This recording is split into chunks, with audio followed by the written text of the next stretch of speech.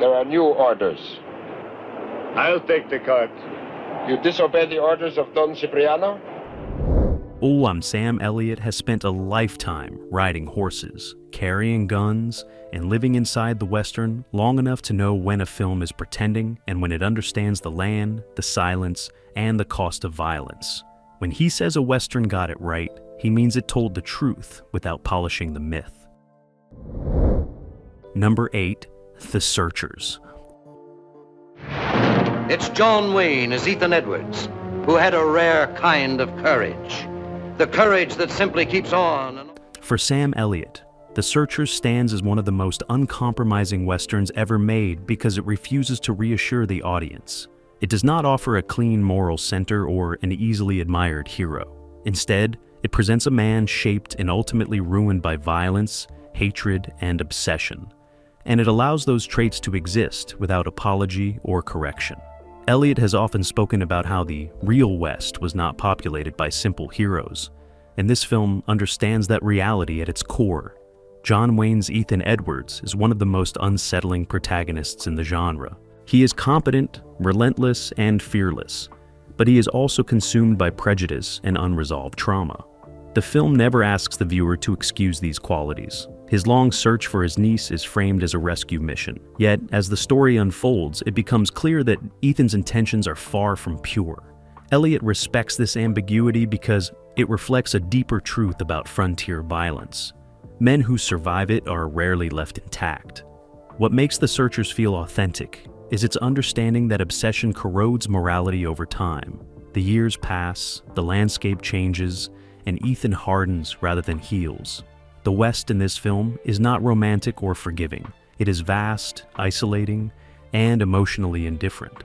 Elliott has often emphasized that Westerns should treat the land as a force rather than a backdrop, and John Ford does exactly that.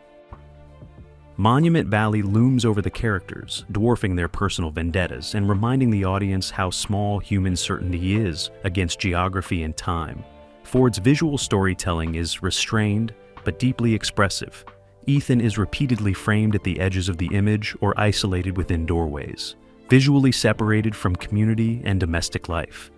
These choices are never explained, yet their meaning is unmistakable. Elliott has praised Westerns that trust the audience to read images instead of relying on dialogue, and The Searchers is a masterclass in that discipline. Silence carries as much weight as speech. The supporting characters further reinforce the film's moral unease. They represent community, compromise, and continuity, all things Ethan cannot access. As years pass, his mission begins to feel less like justice and more like a personal crusade that only he understands. Elliott has often said that Westerns should explore how violence isolates men from society, and this film does so with relentless patience. The ending is where The Searchers fully earns Elliott's admiration. Ethan completes his quest, but there is no sense of victory. He stands in the doorway, framed once again between worlds, then turns away and walks back into the wilderness alone. He cannot enter the home he helped preserve. There is no redemption speech, no emotional release. For Elliott, this moment captures one of the hardest truths of the Western genre. Some men do what must be done, but they are forever barred from enjoying the peace that follows. The film does not punish Ethan, but it does not save him either. That refusal to console the audience is why The Searchers still feels honest decades later. It acknowledges that violence leaves permanent marks and that heroism often comes at the cost of belonging. For Sam Elliott, that unflinching recognition is exactly what it means to get the Western right. Number 7, Shane. Yeah, you've lived too long. Your kind of days are over. My days? What about yours, Gunpowder? For Sam Elliott, Shane is one of the most quietly honest Westerns ever made, precisely because it understands that the genre is ultimately about endings. Not endings in the sense of final gunfights or villains defeated, but the end of a way of life. Beneath its clean compositions and restrained tone, the film is a meditation on transition, on the moment when violence clears the path for civilization and is then no longer welcome inside it. Elliott has often been drawn to Westerns that understand this paradox, and Shane articulates it with devastating clarity. The character of Shane arrives already burdened by a past he never fully explains. He carries himself with the calm of someone who has survived too much, and the film wisely resists the urge to mythologize him through backstory. Elliott has spoken about how the best Westerns trust implication over exposition, and Shane's silence tells the audience everything it needs to know. This is a man who wants peace, but whose skills were forged in blood. The tragedy of the film lies in the fact that both of those things can be true at the same time. What Shane gets right, in Elliott's view, is its understanding that violence is not a switch a man can turn off. When conflict arises between the homesteaders and the cattle baron, Shane steps in not because he wants to, but because he knows no one else can. The film does not frame this as heroic destiny. It frames it as inevitability. Elliott has long argued that Westerns should treat violence as a permanent mark rather than a temporary necessity, and Shane never suggests that culling leads to catharsis or closure. The homesteaders represent the future. They are building families, fences, and laws. Shane represents the past, the generation that made that future possible through force. Elliott appreciates how the film does not demonize either side of this divide. Instead, it treats the transition with melancholy. Progress is necessary, but it leaves people behind. That sense of displacement is central to Elliott's understanding of the Western tradition. The gunfights themselves are brief and shocking. There is no choreography designed to impress, no lingering celebration of skill. Each act of violence feels heavy, almost awkward, as if the film itself is reluctant to witness it. Elliott respects this restraint deeply. In his view, Westerns lose their integrity when violence becomes a spectacle. Shane understands that calling, even when justified, creates distance between the caller and the world he protects. One of the film's most important relationships is between Shane and the young boy who idolizes him. Elliott sees this not as sentimentality, but as a reflection of how myths are born. The boy sees Shane as heroic, because he cannot yet grasp the cost of what Shane does. The audience, however, we see Shane's isolation growing with every necessary act of violence, and we understand that the boy's admiration is built on incomplete truth. The final sequence is why Shane endures. After eliminating the threat, Shane does not stay. He does not integrate into the community he saved. He rides away, wounded and alone, while the boy calls after him, begging him to return. Shane never looks back. Elliott has often pointed to this moment as one of the most honest endings in the genre. Peace requires Shane's absence. The world he helped secure has no place for him. For Sam Elliott, Shane gets the Western right because it understands sacrifice without applause. It recognizes that some men are necessary to end chaos, but those same men cannot live comfortably within order. The film does not mourn Shane loudly. It lets him disappear into the landscape, carrying the weight quietly. That silence, Elliott would argue, is where the truth of the Western lies. Number 6. The Wild Bunch.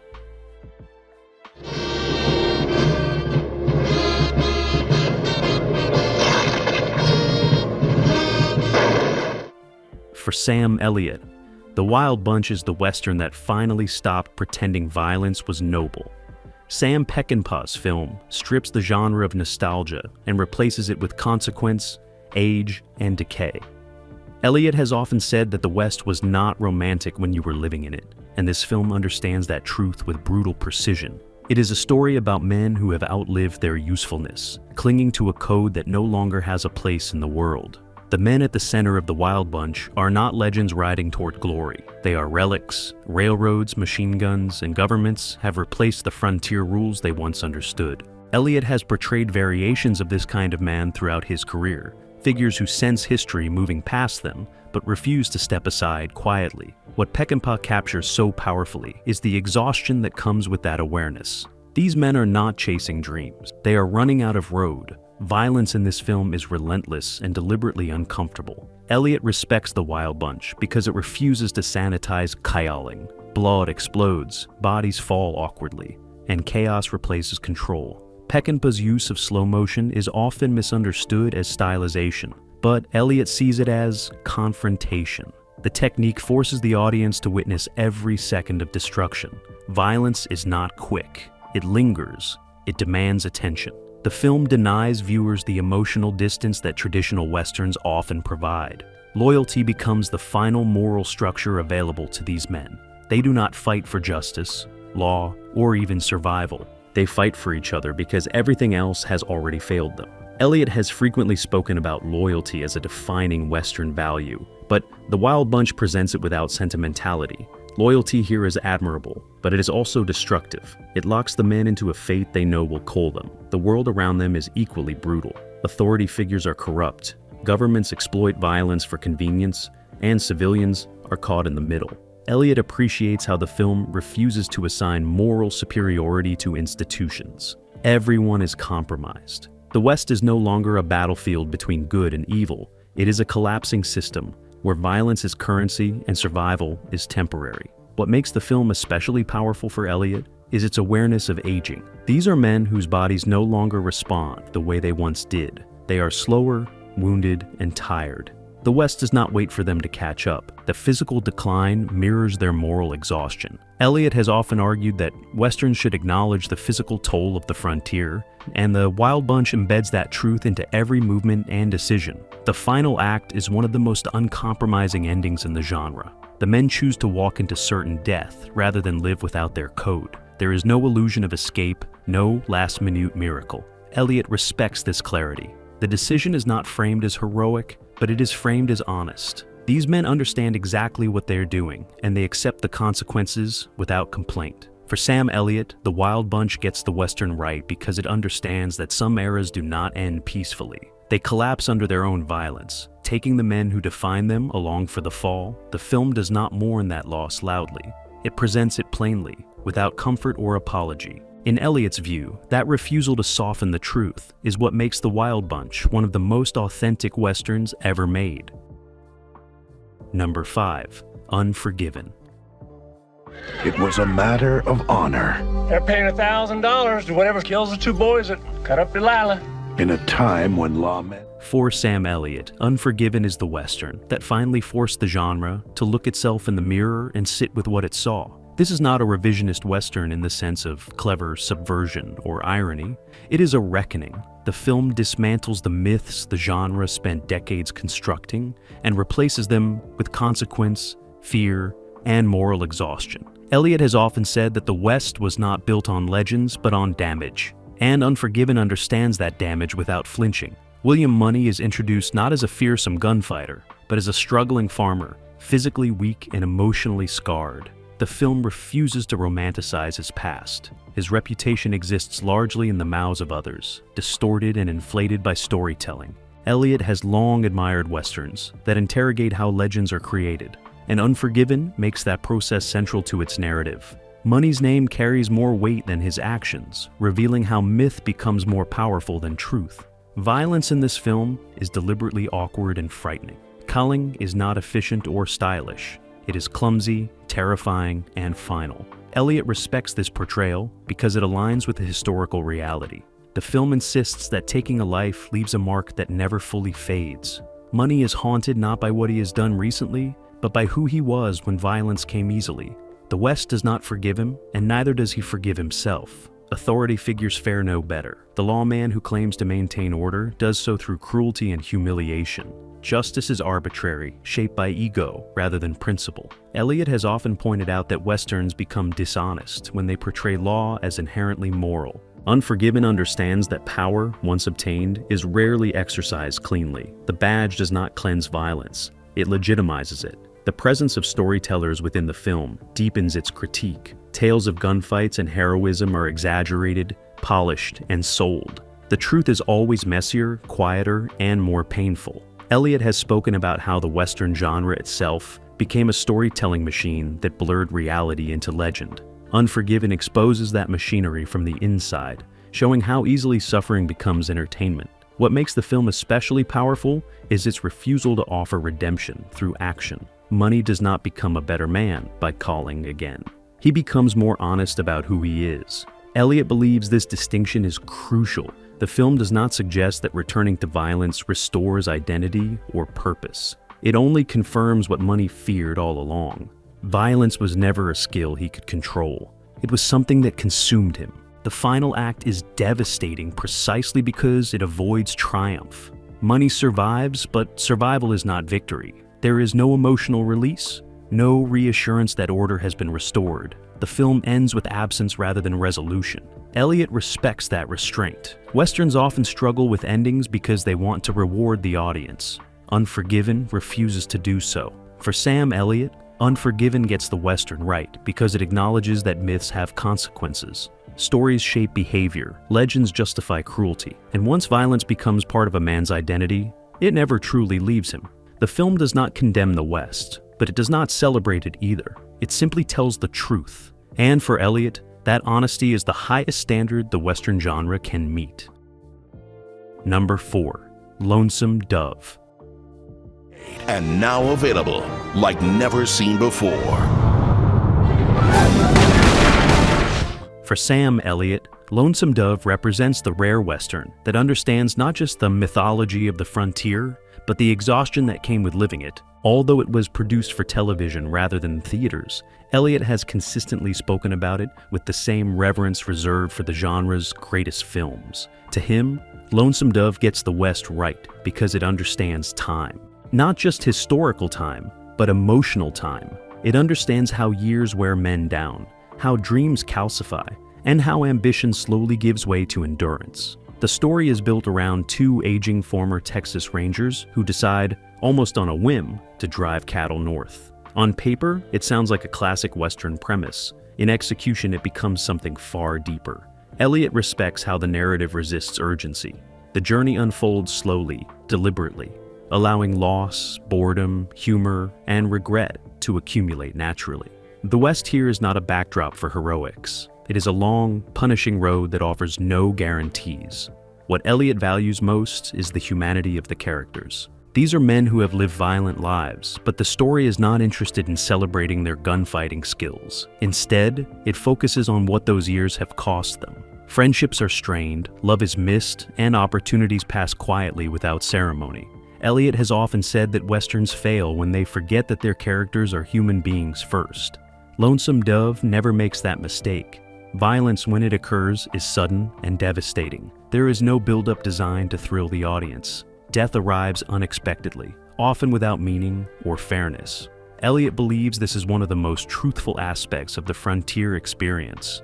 People did not die in grand confrontations. They died from bad decisions, bad luck, or the simple cruelty of the land. The miniseries respects that reality and never exploits it. The West itself is portrayed as indifferent rather than romantic. Storms, rivers, disease, and distance shape the story as much as any antagonist. Elliott has often emphasized that the land should be treated as a character in Westerns, and Lonesome Dove does exactly that. Nature does not care about reputations or intentions. It simply exists, and survival requires humility. Another reason Elliott believes Lonesome Dove gets it right is its treatment of legacy. These men were once feared and respected, but the world has moved on. Younger generations do not understand their sacrifices, and history will not remember them accurately. Elliott has portrayed similar themes throughout his career. Characters who realize too late that their lives will not be mythologized the way they imagined. The miniseries treats this realization with quiet dignity rather than bitterness. The emotional core of Lonesome Dove lies in its understanding of friendship. The bond between the central characters is not idealized. It is complicated, tested, and sometimes painful. Elliott respects that honesty. Western friendships are often portrayed as unbreakable alliances forged in violence. Here, they are shaped by time, disappointment, and shared endurance. That feels real. By the end, there is no triumphant sense of completion. The journey ends, but fulfillment remains elusive. Some characters find moments of peace, others do not. Elliott appreciates that the story allows those outcomes to coexist. The West does not distribute justice evenly, and Lonesome Dove never pretends otherwise. For Sam Elliott, Lonesome Dove gets the Western right because it understands that the frontier was not about becoming legends. It was about surviving long enough to feel the weight of everything you lost along the way. The miniseries honors that truth without spectacle, without sentimentality, and without apology. Number 3, The Assassination of Jesse James, by the coward, Robert Ford. Don't that picture look dusty? For Sam Elliott, this film earns its place among the Westerns that truly got it right because it understands something many others avoid entirely. The West did not end with a bang. It faded, legends grew tired, violence became awkward, sad, and increasingly pointless. Andrew Dominik's film is not interested in momentum or myth-making. It is interested in erosion, in the slow emotional rot that follows fame, fear, and obsession. That perspective aligns closely with Elliott's lifelong view of the genre. Jesse James is not presented as a larger-than-life outlaw. He is paranoid, withdrawn, and increasingly fragile. The film strips away the swagger and replaces it with unease. Elliott has often said that the most dangerous men are not the loud ones, but the quiet ones who no longer trust anyone. Jesse James embodies that danger. He lives inside his reputation like a prison, aware that the myth surrounding him is far more powerful than the man himself. The film's pace is deliberate, almost defiant. Long stretches pass with little action, forcing the audience to sit with silence, suspicion, and dread. Elliott respects this restraint. Westerns, in his view, lose their integrity when they rush toward violence as if it were a reward. Here, violence feels inevitable rather than exciting. Every glance, every hesitation, carries weight because the film understands that culling is not an act of passion, but one of fear. Robert Ford's role in the story is just as important. He is not portrayed as a simple villain. He is young, insecure, desperate to be seen, and crushed by proximity to a legend he cannot live up to. Elliott has often spoken about how myths distort everyone they touch, not just the men at the center of them. Ford wants recognition, but what he earns is infamy. The film understands how easily admiration curdles into resentment when identity is built on borrowed glory. The West in this film feels cold and ghostly. Landscapes are beautiful, but distant, often obscured by fog, snow, or darkness. Elliott has always emphasized that the land should reflect the emotional state of the characters, and here, it does so relentlessly. The frontier is no longer a place of promise. It is a fading stage where men perform roles they no longer believe in. Violence arrives suddenly and without ceremony. When the title moment occurs, it is quiet, awkward, and deeply uncomfortable. There is no catharsis. Elliott believes this is one of the film's greatest achievements. The act that ends a legend does not feel monumental. It feels small, frightened, and irreversible. That is far closer to historical truth than the operatic shootouts of traditional Westerns. After Jesse's death, the film continues, focusing on the aftermath rather than the event itself. Elliott respects this choice because it acknowledges that violence does not end stories. It warps them. Robert Ford does not become a hero. He becomes a curiosity, then a punchline, then a footnote. The West moves on without ceremony, indifferent to both men. What makes this film especially resonant for Elliott is its understanding of loneliness. Every major character is isolated, trapped inside their own expectations or regrets. Fame does not bring connection. Violence does not bring clarity. The West does not offer answers. It only amplifies whatever emptiness a man carries with him. For Sam Elliott, the assassination of Jesse James by the coward Robert Ford gets the Western right because it refuses to mythologize its own history.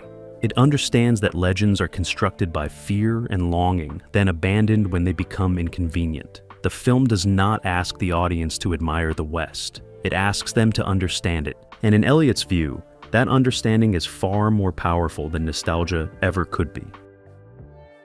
Number 2. Once Upon a Time. In the West,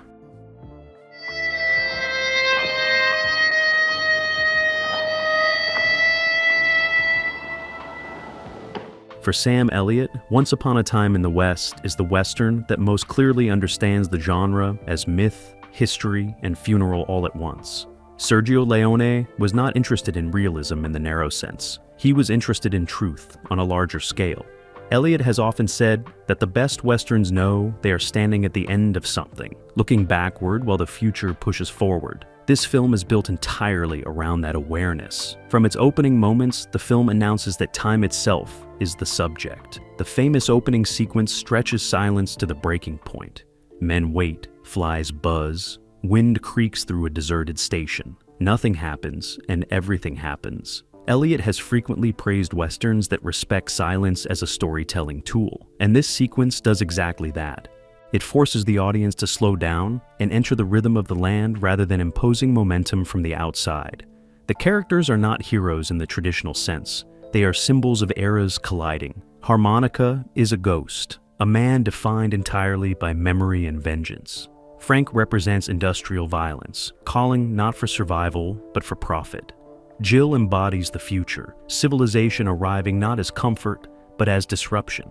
Elliott respects how the film allows these forces to exist without moral simplification. No one is innocent. Everyone is necessary. That moral complexity reflects the real history of westward expansion far more accurately than the clean narratives of progress. Leone's visual style is operatic, but never careless. Extreme close-ups reduce faces to landscapes of age, greed, and fatigue. Wide shots emphasize how small human ambition is against the land it seeks to conquer. Elliott has often emphasized that Westerns should treat space seriously, and Once Upon a Time in the West may be the most spatially aware Western ever made. Distance is emotional as well as physical. Violence in the film is sudden and definitive. There is no flurry of action, no indulgent choreography. When someone dies, it is immediate and final. Elliott believes this restraint is essential. Western violence should not entertain. It should be punctuated. Leone understands that every killing alters the balance of the world, even if the world itself barely notices. What makes the film especially powerful for Elliott is its understanding of legacy. The railroad is coming. Gunslingers are becoming obsolete. The men who once defined the West are being replaced by systems that require no faces and no courage. Elliott has portrayed this theme repeatedly in his career, men realizing that the world no longer needs what they are. Once Upon a Time in the West treats that realization with grandeur rather than sentimentality. The score by Ennio Morricone functions almost like memory itself. Themes recur, overlap, and haunt characters before they even appear on screen. Elliott has noted that Westerns often fail when music tells the audience what to feel. Here, the music feels like an extension of the land, something inevitable and inescapable. It does not decorate the film, it defines it. The final moments do not offer resolution so much as transition. Harmonica disappears. Jill remains. The railroad moves forward. Life continues. Stripped of romance, but full of consequence. Elliott respects that the film does not mourn the passing of the Old West too loudly. It acknowledges it, honors it, and lets it go. For Sam Elliott, Once Upon a Time in the West gets the Western right, because it understands that the genre is not about cowboys and gunfights. It is about change. About what is lost, what survives, and what replaces it. Leone's film does not cling to nostalgia. It accepts the end with clarity and composure, and in doing so, it tells the truth the Western was always circling. Number 1, The Shootist. Of them all. The Shootist. The story of John Bernard Brooks, the last of the great gunfighters. For Sam Elliott, The Shootist stands as the Western that most clearly understands what the genre was always moving toward, mortality. This is not a story about conquering the frontier or taming chaos. It is about what happens when a man built by violence reaches the end of his usefulness. Elliott has often said that the West did not end in triumph, but in exhaustion, and The Shootist treats that exhaustion with dignity rather than denial. Émission au Westerns, J.P. The book is introduced not as a legend, but as a man receiving a diagnosis. He is dying of cancer, and the world he once dominated no longer exists. Elliott deeply respects how the film strips away mythology immediately. There is no slow reveal, no romantic framing. The truth arrives plainly, just as it would have in real life. This honesty sets the tone for everything that follows. What makes The Shootist resonate so strongly with Elliott is its refusal to let the past define the present. Brooks' reputation precedes him, but it offers no comfort. Younger men recognize his name, but they do not understand the cost behind it. The film makes it clear that fame in the West is hollow. Elliott has long argued that Western legends were often created by people who never carried the weight themselves, and this film places that burden squarely on its central figure. Violence in The Shootist is treated as something Brooks no longer wants, but cannot fully escape. Every confrontation feels intrusive, like the past knocking at the door when a man is trying to put his affairs in order. Elliott appreciates that the film allows Brooks to seek control over his ending, rather than denying its inevitability. The West did not offer retirement plans. men like books had to choose how they would be remembered, if at all. The supporting characters play a crucial role in grounding the story. They represent ordinary life, routine, and kindness, things books were never built to sustain. Elliott has often said that Westerns should explore what their protagonists cannot have, and the Shootist does so with quiet precision. Books observe domestic life from the outside, aware that it was never meant for him. That awareness carries more emotional weight than any gunfight. The film also understands restraint. There is no rush toward spectacle.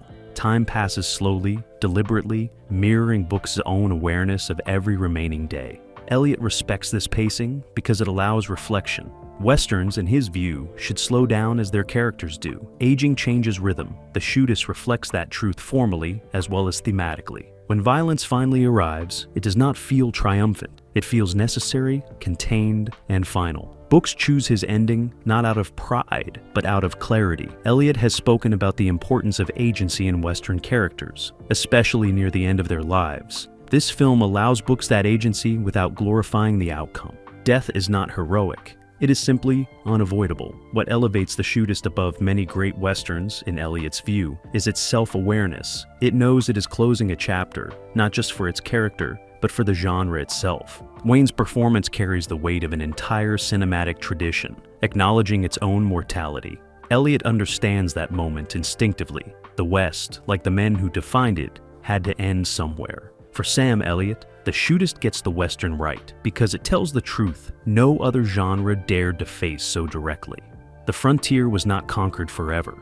Its heroes did not live happily ever after. They aged, weakened, and died. This film does not mourn that reality loudly. It accepts it.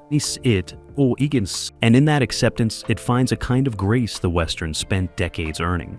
Taken together, these films reveal what Sam Elliott has always understood about the Western. It is not about gunfights or glory. It is about time, consequence, and men shaped by violence who rarely fit into the world they helped create. When the genre gets that right,